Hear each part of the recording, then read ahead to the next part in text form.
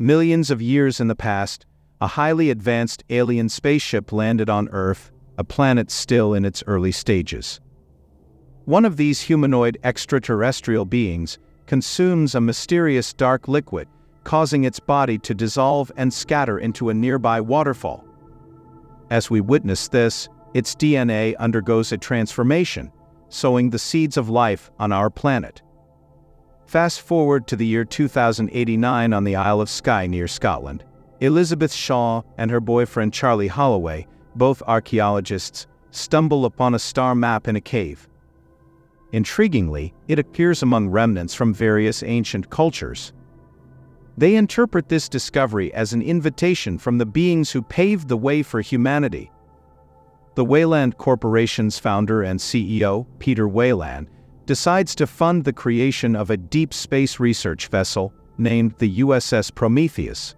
Its mission: to follow the star map to a distant moon called LV-223, situated several light years away from Earth. The spaceship's crew embarks on their journey in hibernation stasis, hurtling through space at the speed of light. Meanwhile, the android David remains alert at the pilot control, overseeing the entire voyage. In the year 2093, the vessel reaches the orbit around LV-223.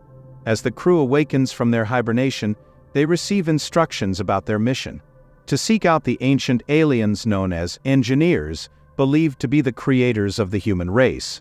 Additionally, they encounter a holographic message from the late Peter Wayland. In the message, he shares details about his financial support for the mission and reveals his passing. He designates Charlie and Elizabeth as the leaders of the expedition. As the Prometheus descends into the planet's atmosphere, the journey becomes turbulent, with the ship shaking from the atmospheric entry. The turbulence subsides as they break through the cloud cover, revealing the planet's surface below. The spaceship sets down close to an enigmatic structure, resembling a grand temple-like pyramid. A team led by Shaw, Holloway, and David ventures out to explore the structure, while Vickers and Captain Yannick stay on board, keeping a watchful eye and tracking the team's progress. Within the pyramid's confines, the exploration team makes a fascinating discovery: a pocket of air suitable for breathing. In a dimly lit chamber unlocked by David, they come across numerous cylinder-shaped artifacts, a colossal statue resembling a humanoid head, and the headless remains of a massive alien, believed to be one of the engineers. As they delve deeper, the team accesses archive footage displaying holographic images of engineers rushing through the corridors, responding to a long-past emergency. In secrecy, David plans to bring one of the mysterious cylinders back to the ship. As the team explores the chamber further, the remaining cylinders begin to leak a dark fluid, triggered by the change in temperature or atmosphere when the chamber was opened. With an impending storm approaching, the crew is compelled to hastily return to the Prometheus. Regrettably, crew members Milburn and Fifield find themselves stranded within the pyramid structure, having become lost while trying to navigate their way out. Despite the perilous situation, Shaw insists on bringing the engineer's head back to the ship. In a race against time, the team barely manages to make it back alive, with David playing a pivotal role in rescuing Elizabeth Shaw and Charlie Holloway when they are almost blown off the loading platform by the forceful storm. On the ship, Shaw and Medic Ford meticulously examine the engineer's head, assisted by David in removing a substantial helmet. Using an electrified needle, they manage to briefly bring the severed head back to life. Unfortunately, exposure to the ship's breathable atmosphere causes rapid decomposition, leading to the disintegration of the engineer's head. To their astonishment, they uncover that the DNA of the engineer perfectly matches that of the human race. In a separate investigation, David delves into the cylinder's contents, revealing several ampoules containing a thick black fluid. David takes a deliberate and clandestine action by infecting Holloway with the mysterious substance found in the ampoule. He hides it on his finger and briefly dips it into a glass of champagne that Holloway drinks to celebrate their discovery. Later, Shaw and the infected Holloway engage in intimate relations.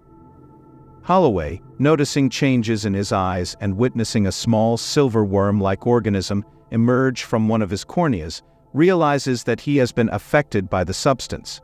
Back within the structure, Fifield and Milburn witness a peculiar snake-like creature emerging from a pool of the black fluid leaked from the cylinders.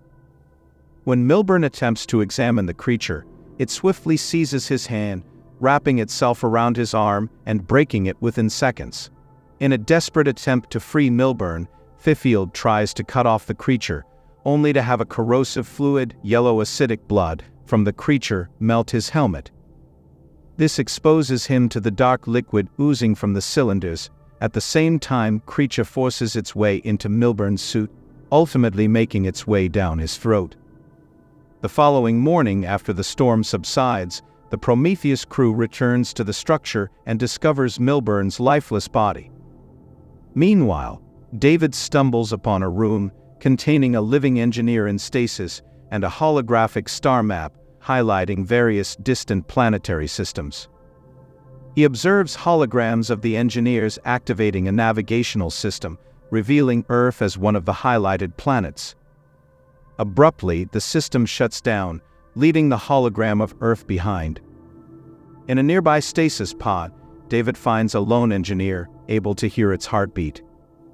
Holloway's infection takes a severe toll on his body, prompting an urgent return to the ship. However, as he visibly deteriorates, Vickers adamantly refuses to allow him on board, citing quarantine protocols. When Holloway, in desperation, pleads with Vickers to end his suffering, she coldly burns him to death with a flamethrower. Shaw is left devastated by the traumatic event. In a subsequent medical scan, it's revealed that Shaw, despite her infertility, is pregnant. Concerned for her safety, David decides to subdue her to return her to Earth in stasis. In the process, he takes the cross given to her by her father, claiming it could be contaminated. Shaw manages to escape and, in a bold move, uses an automated medical surgery pod in Vickers' quarters to extract a horrifying cephalopod-like creature from her abdomen while still conscious.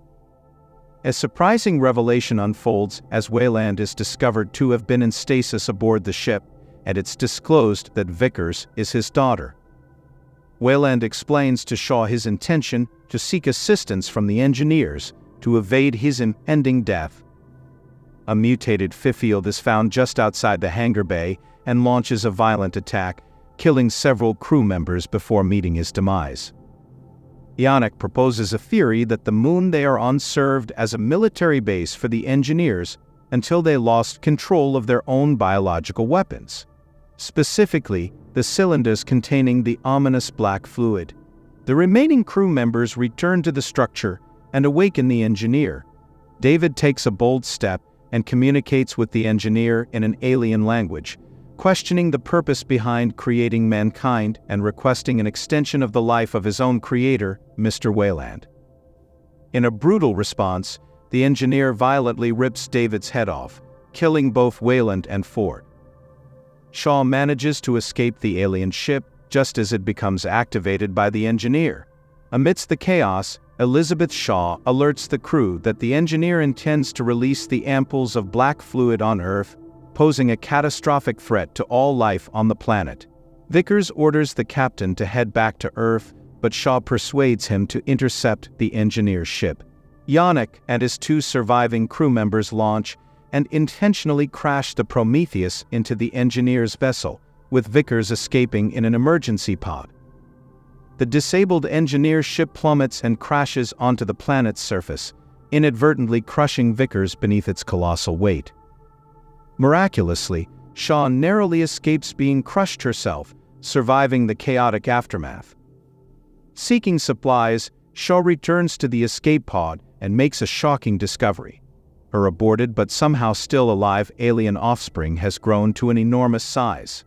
Despite the engineer surviving the crash and entering the escape pod to attack Shaw, she manages to release the tentacled creature. The creature subdues the engineer by inserting an ovipositor down its throat. Believing she's stranded on the planet, Shaw receives unexpected communication from David, who informs her that there are more engineer ships elsewhere on the planet. Determined to seek answers, Shaw retrieves David's remains from the alien ship. Together, they journey to another engineer ship and manage to activate it. Shaw, accompanied by the remnants of android David, sets off towards the engineer's homeworld, known as Paradise, with the goal of unraveling the mysteries behind humanity's creation and the subsequent attempts to annihilate it. In the final moments inside Vickers' escape pod, the tension rises as an unexpected revelation takes place. A menacing alien creature bursts out of the dying engineer's chest. This surprising revelation leaves the narrative in suspense, introducing an extra layer of intrigue to the unfolding events. I hope you enjoyed the movie recap. If you found it entertaining, consider giving it a thumbs up and subscribing for more content.